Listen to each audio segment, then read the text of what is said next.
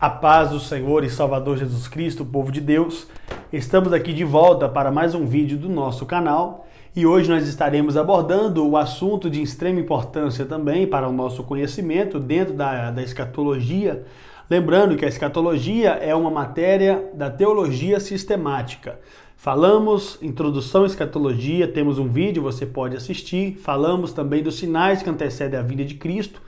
Falamos também do arrebatamento da igreja, falamos sobre o estado intermediário, bodas do Cordeiro, falamos também acerca do arrebatamento da igreja, falamos também acerca da grande tribulação e hoje nós iremos falar sobre o milênio. O milênio, irmão, a única passagem bíblica que vai nos dar o respaldo vai ser em Apocalipse, capítulo 20, do versículo 1 ao versículo de número 6. Pode ler com bastante atenção na sua casa, tenho certeza que Deus irá falar com você.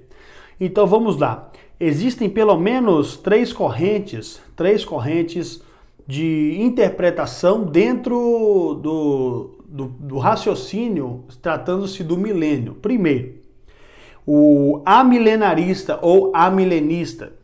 Quando nós nos deparamos com essa palavra amilenista, a palavra a no grego, ela traz uma intenção de não milênio, mas não quer dizer que não ocorrerá o milênio nessa interpretação. Vamos entender. Amilenarista ou amilenista quer dizer não milênio. Vamos lá. Os adeptos desta linha têm o milênio como reino futuro e literal, mas espiritual e simbólico.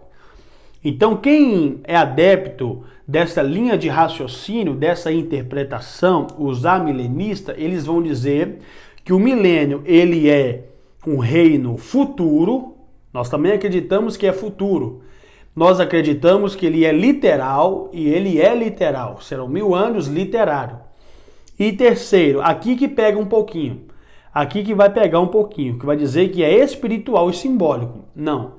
Nós acreditamos que o reino milenar de Cristo, ele é literário, ele não é simbólico. Ele cumpre na sua plenitude, vai ser estabelecido na terra. Quem estiver presente na era do milênio vai vivenciar, vai ter condição de ter longevidade de vida. Vai ser um reino literário, não vai ser simbólico, vai ser literário, conforme está escrito mesmo. Amém? Então vamos lá. Segunda linha de raciocínio, pós-milenarista ou pós-milenista. Vai dizer assim: os adeptos desta linha têm o milênio como um reino literal e representa a conquista do mundo pela igreja através do evangelho, trazendo sobre a terra a sonhada paz mundial. Porém, de acordo com essa linha, a segunda vinda de Cristo ocorrerá após o milênio, para derrotar Satanás, julgar os vivos e os mortos e reinar para sempre. Então nós devemos compreender aqui que os adeptos do pós-milenarista ou os adeptos do pós-milenismo, eles acreditam que o reino de Cristo ele já está enquadrado com o milênio.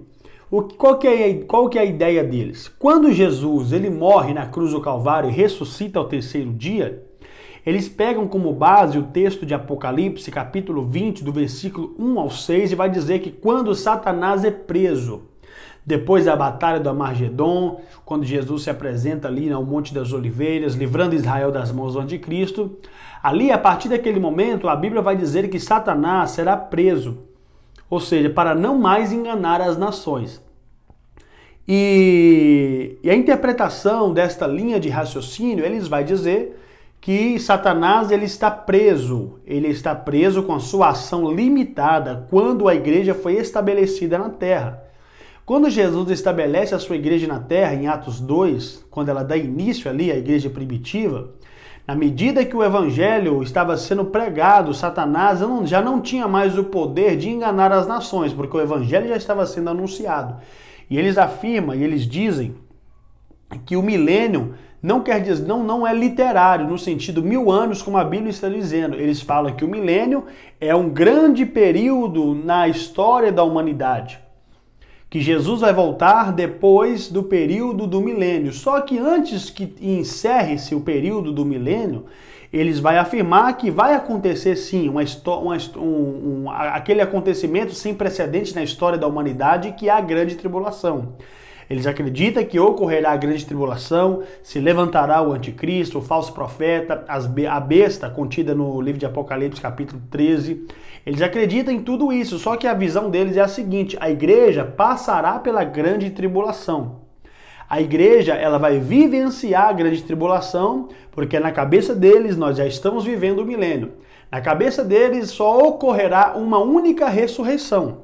Não estamos aqui para julgar ou falar mal, até porque eles creem na mesma coisa, que a igreja será arrebatada, Jesus ele aparecerá em glória, livrará Israel das mãos do anticristo.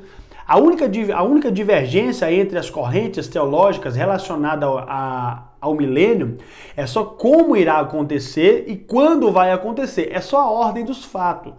Mas, porém, a ordem dos fatos não altera o fator, que é o principal, primordial, que é crer em Jesus Cristo como único e suficiente Salvador, é ter a certeza que Jesus vai voltar para buscar a sua igreja, é ter a certeza que Jesus ele vai voltar glorioso, todo olho verá, toda língua confessará que ele é o Senhor. Tudo isso eles acreditam, mas aqui o que pega aqui, nosso estudo de hoje, é que eles acreditam que a igreja passará pela grande tribulação. Encerrando-se a grande tribulação, encerra-se também o milênio, ocorrendo uma única ressurreição, tanto daqueles que morreram em Cristo, quanto daqueles que morreram sem Cristo. E passou disso, já é executado o juízo das obras sobre a vida daqueles que morreram sem Cristo, que morreram sem salvação. E passando disso, eles creem que aí sim iniciará o período da bodas do Cordeiro, iniciará ali o tribunal de Cristo, que é o bema, que é diferente do tribunal de Deus. Nós iremos falar sobre isso na próxima aula.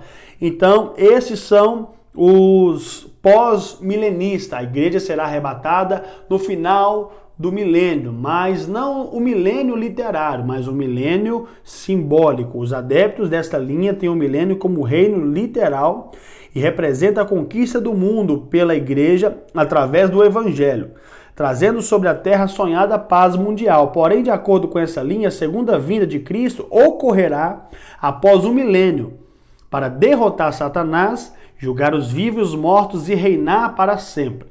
Então vamos lá. A terceira linha de raciocínio, de interpretação dentro da matéria da escatologia, que é acerca do milênio, são os pré-milenaristas ou pré-milenistas. Só que dentro do pré-milenismo existem duas correntes também de interpretação. Olha como que a matéria da escatologia ela é uma matéria que onde ela é bem vasta, né? Tem várias linhas de interpretação.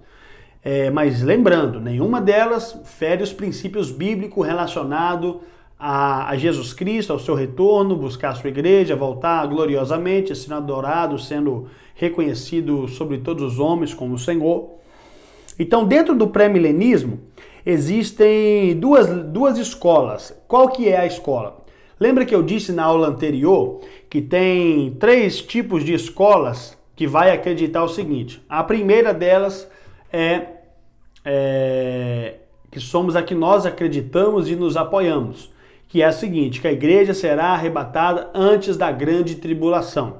Ou seja, os pré-tribulacionistas, que somos nós, a igreja será arrebatada antes da ira de Deus se derramar sobre os homens. Segunda linha de raciocínio, segunda linha de interpretação dentro do pré-milenismo também. Olha para vocês verem que interessante. Que são os mid-tribulacionistas. A igreja será arrebatada na metade da grande tribulação, quando encerrasse os 1260 dias. Terceira linha de raciocínio, a igreja será arrebatada antes do milênio, porém, ela será arrebatada no final da grande tribulação, ou seja, no intervalo, quando a grande tribulação encerrar, a igreja é arrebatada e logo em seguida o milênio de Cristo é estabelecido na terra. Então nós somos adeptos aí da corrente que acredita que a igreja será arrebatada antes da grande tribulação e antes do milênio.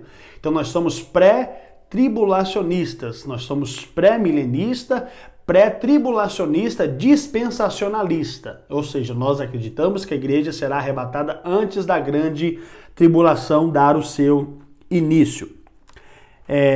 A era da igreja termina no tempo da tribulação. Nós estamos vivendo a tribulação. Lembra que na aula anterior eu disse que logo após o arrebatamento iniciará a grande tribulação. Então nós estamos na tribulação, ainda a grande tribulação, logo após o arrebatamento da igreja. Cristo volta à terra, estabelece e dirige o seu reino por 1000 anos. Ocorre a ressurreição e os juízos dos não salvos, e depois vem a eternidade. Então a sequência é essa, a sequência cronológica. Arrebatamento da igreja, depois grande tribulação, depois milênio, e depois juízo final, depois por último a eternidade ou o estado eterno. Quem vai participar do milênio, pastor? Então vamos lá. Os salvos e de todas as épocas. Os salvos de todas as épocas participará do milênio com Cristo. Louvado seja Deus. Segundo, os mártires da grande tribulação. Porque lembrando, haverá salvação na grande tribulação. Mas não será fácil, meu irmão. Hoje já é difícil servir a Deus, ser fiel a Deus no mundo a qual nós estamos vivendo. O contexto atual já é difícil de servirmos ao Senhor e perseverar até o fim. Mas na grande tribulação terá homens ali que serão salvos por causa da sua fidelidade.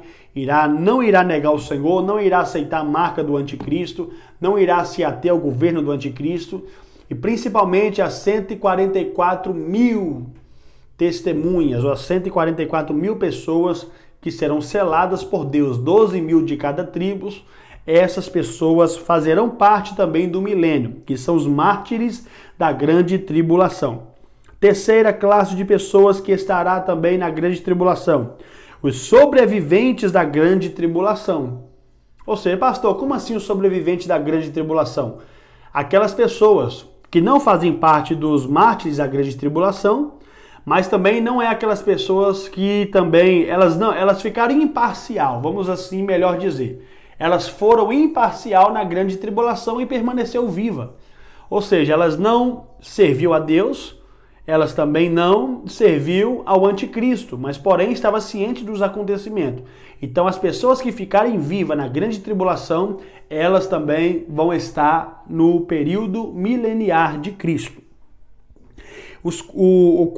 Quarta classe de pessoas que estará no milênio: os nascidos durante o milênio. Mas eu quero voltar aqui no terceiro ponto para não deixar dúvida.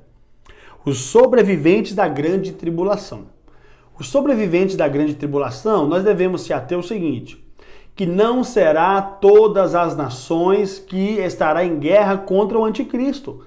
Haverá alguns países do mundo que não estará em guerra com o anticristo. Então muitas pessoas vão sobreviver à grande tribulação. Isso é um fato. Voltando de novo. Os nascidos durante o milênio. Haverá nascimento no milênio, meu irmão.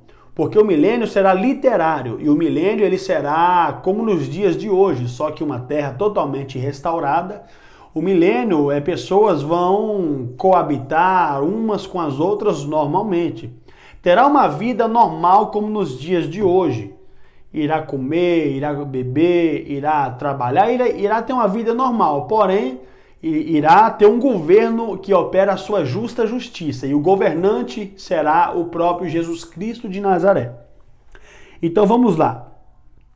Pastor, aonde eu posso ver que essas pessoas enquadradas, qual passagem bíblica o senhor pode nos falar? Então vamos lá. Os salvos de todas as épocas. 1 Tessalonicenses, capítulo 4, versículo 16 e versículo 17. Se você quiser ir pausando o vídeo, fazer as suas anotações, tenha total liberdade. Os mártires da grande tribulação. Apocalipse, capítulo 20, versículo 4. Os sobreviventes da grande tribulação. Isaías, capítulo 26, verso 2 e Isaías, capítulo 60, versículo de número 21. Os nascidos durante o milênio. Está registrado em Ezequiel, capítulo 36, versículo 37 e versículo 38. Vai estar registrado também em Zacarias, capítulo 8, versículo 4 e versículo 5. Vamos lá.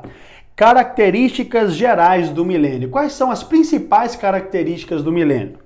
Primeiro, a primeira característica do milênio vai ser um tempo de paz. Vai estar lá em Isaías capítulo 9, versículo 6.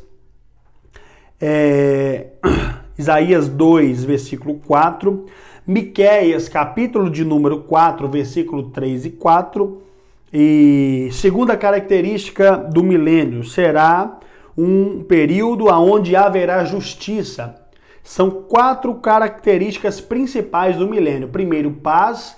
Segundo, justiça. Vai estar em Oséias capítulo 4, versículo 12. Depois Isaías capítulo 32, versículo 1. E depois Salmos de número 72, verso de número 4. Paz e justiça. Terceira característica primordial e principal do milênio. Haverá prosperidade. Então, meu irmão, naquela época vai ser um mundo que todo mundo sonhou, mas será possível só mesmo quando Satanás estiver aprisionado e o próprio Jesus estiver reinando com a sua justa e reta justiça. Além de prosperidade, haverá longevidade de vida. Isso aqui é muito interessante. No livro de Isaías, capítulo 65, nós iremos ver, a Bíblia vai dizer que naqueles dias, uma pessoa, um jovem, uma pessoa de 100 anos, se ela morrer com 100 anos, será considerada jovem. Ou seja, quando o milênio de Cristo estiver estabelecido na Terra, haverá longevidade de vida. Ou seja, quem lembra no início de tudo, quando Deus criou o homem, a sua imagem e semelhança, até a era de Noé, até a era noéica, a Bíblia vai dizer que os homens viviam muito. E um dos mais conhecidos dentre eles é Matusalém. Matusalém viveu 969 anos. Olha, viveu quase que um milênio, viveu quase que um dia de Deus. Por quê? Por que os homens veio perdendo a sua vitalidade? Os homens veio perdendo o seu vigor, cada ano que passava, os homens iam vivendo menos. Por conta da terra, porque a terra foi contaminada. Me perdoe. Porque a terra foi contaminada pelo pecado original. Porque a Bíblia diz que a terra passou a produzir espinhos e abrolhos.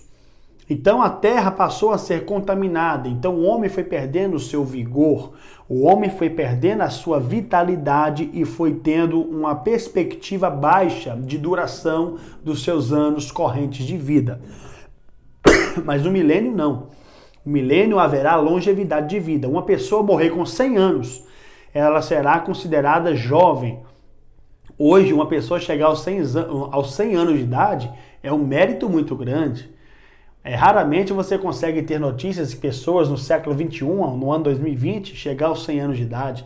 Mesmo assim, quando chega, já chega bem debilitado, alguns já não estão nem andando mais, outros perderam a memória, outros estão com Alzheimer. Então é muito difícil você conseguir encontrar uma pessoa hoje com 100 anos de idade que ainda tem toda a vitalidade, que cheio de força, cheio de fé, cheio de esperança. Não, porque a terra ela sofreu alteração por causa do pecado.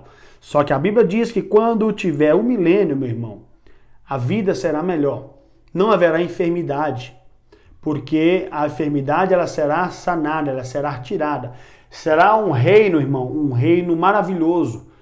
Vai ser 1000 anos com esse reino reinando na terra, porque Cristo dará oportunidade aos homens que não se voltou a Deus, aos homens que haviam sobrevivido à grande tribulação. Eles vão ver o prazer e o gozo de servir a Deus e como vale a pena servir a Deus. Então vai ser necessário esse período do milênio para os homens repensarem acerca das suas ações e tomar uma decisão final, a qual Deus eles iriam servir. E depois, a morte existirá. Haja vista que a enfermidade não, mas a morte existirá. A morte existirá, pois ela é o último a ser aniquilado. 1 Coríntios capítulo 15, versículo 26. Que o último inimigo a ser vencido é a morte. A morte será vencida no final do milênio. antes de estabelecer-se o trono de Deus para julgamento das obras dos homens. Antes do juízo final, a morte será aniquilada. Mas aqui, no contexto ora lido, neste momento, o milênio, haverá morte. Pessoas irão morrer, porque não irão morrer como hoje, né, irmão? Irão morrer, mas porém terá uma duração de vida bem maior. Se um jovem com 100 anos, ele vai ser considerado jovem morrendo aos 100 anos, imagina quantos anos a humanidade não conseguirá chegar naqueles dias. Então vamos lá. E outra coisa também, porque irá acontecer nascimentos naquela época. Pessoas irão procriar normalmente. Normalmente irá procriar, irá gerar filhos. Então aqueles filhos que nasceram no período do milênio, ele não vai ter conhecimento do mundo antigo. No período da grande tribulação, antes da grande tribulação, ele já vai crescer nesse reinado de paz, de justiça, de prosperidade, de longevidade de vida. Então, ele vai conhecer o poderio e vai se ater à justiça de Deus e ao seu reino. Então, ele vai passar a conhecer a Cristo e ele terá a oportunidade de fazer a sua escolha, de servir a Deus ou de servir ao diabo, porque no final do milênio o diabo será solto, para poder assim então tentar enganar as nações mais uma vez. Então vamos lá. Conhecimento divino universal, ou seja, todos os homens da face da terra terão conhecimento universal acerca de Cristo, porque a capital mundial religiosa do mundo será em Jerusalém. A capital mundial será em Jerusalém. Esse conhecimento resultará no derramamento do Espírito Santo sobre toda a carne, na manifestação da glória de Deus e da obediência dos povos aos preceitos divinos. Ou seja, os homens vão sair do seu país, vão sair da sua nação e vão subir até Jerusalém para poder cultuar a Deus, para poder adorar ao Senhor. Vamos lá. Mudanças na natureza. A criação que agora geme será liberta. A maldição será removida. Então lembra que eu disse, porque a terra ela sofreu alteração depois do pecado original. Só que agora, na era do milênio, a natureza que agora geme será liberta. A maldição será removida. Louvado seja o nome do Senhor. Vai estar lá em Isaías, capítulo 55, versículo 12. Vai estar também no livro do Gênesis, capítulo 3, versículo 14 ao versículo de número 18. Louvado seja Deus. A ausência da influência do mal, ou seja, Satanás estará aprisionado. Não vai ter maldade, meu irmão, e será um reino literário, um reino onde vai haver paz, será um reino de justiça, porque o mal não operará mais. Só que nós devemos se ater a algo que eu vou falar no final aqui. Final do milênio, a soltura de Satanás. Todos que se rebelaram contra Jesus por ocasião irão prestar conta no juízo final. Ou seja, a Bíblia diz que Satanás será solto da sua prisão.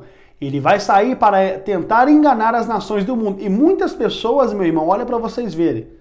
Olha para vocês verem o coração do homem, como que o coração do homem ele é difícil de compreender o coração do homem, porque mesmo depois de ter vivido um reino de paz, um reino de justiça, um reino de prosperidade, longevidade de vida, estava servindo a Jesus Cristo, estava servindo ao próprio Deus, estava tendo tudo do bom e do melhor, estava tendo o sonho de todos aqueles que não tiveram essa oportunidade de viver um reino justo, um reino de paz, um reino de prosperidade, onde não há maldade, não há corrupção, onde não existe a enfermidade, porque a natureza que hoje geme já não gemerá mais, o homem terá mais vitalidade, terá mais força para poder viver, será mais resistente.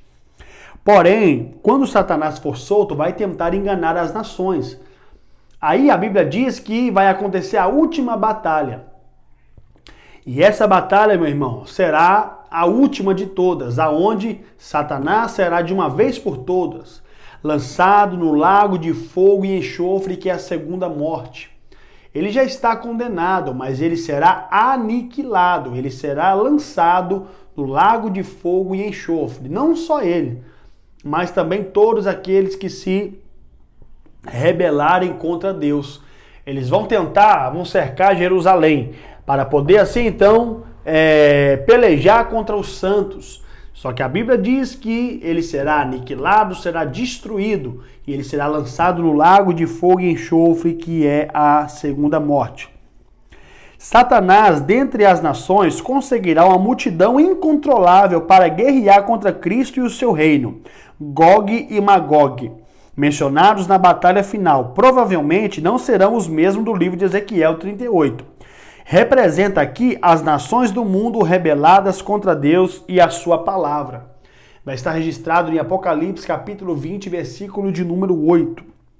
Então vamos lá. O destino final de Satanás, nós já falamos aqui, será lançado no lago de fogo e enxofre. Assim como já foi lançado o anticristo e o falso profeta no final da grande tribulação. A aniquilação da morte, lembra que eu disse que a morte é o único inimigo a ser vencido? Ela será aniquilada e vai estar baseada no 1 Coríntios capítulo 15, versículo de número 26 e Apocalipse capítulo 20, versículo 14. A entrega do reino ao Pai, louvado seja Deus. Aonde Cristo entregará o reino ao Pai, entregará o reino milenar de Cristo nas mãos do Pai. E a Bíblia Sagrada vai dizer que depois disso vai estabelecer-se no céu o grande trono branco, que fala de santidade, fala de justiça, e será o juízo final sobre a vida de todos os homens que morreram sem Cristo. No próximo vídeo estarei falando em um único vídeo acerca do juízo final, ressurreição dos mortos e estado eterno. Então esse foi o nosso vídeo de hoje. Você que gostou, deixa aí o seu joinha, curta o nosso vídeo, compartilhe nas redes sociais e peço você que não é inscrito em nosso canal, possa se inscrever em nosso canal e acionar o sino de notificação para ficar por dentro das próximas novidades do nosso canal. Pode enviar sugestão, se você tem dúvida em algum assunto, você que quer que eu fale sobre um assunto em específico, pode mandar aí nos comentários, que será um prazer poder compartilhar com os irmãos para juntos podermos aprendermos mais a palavra de Deus. Que Deus nos abençoe em nome de Jesus.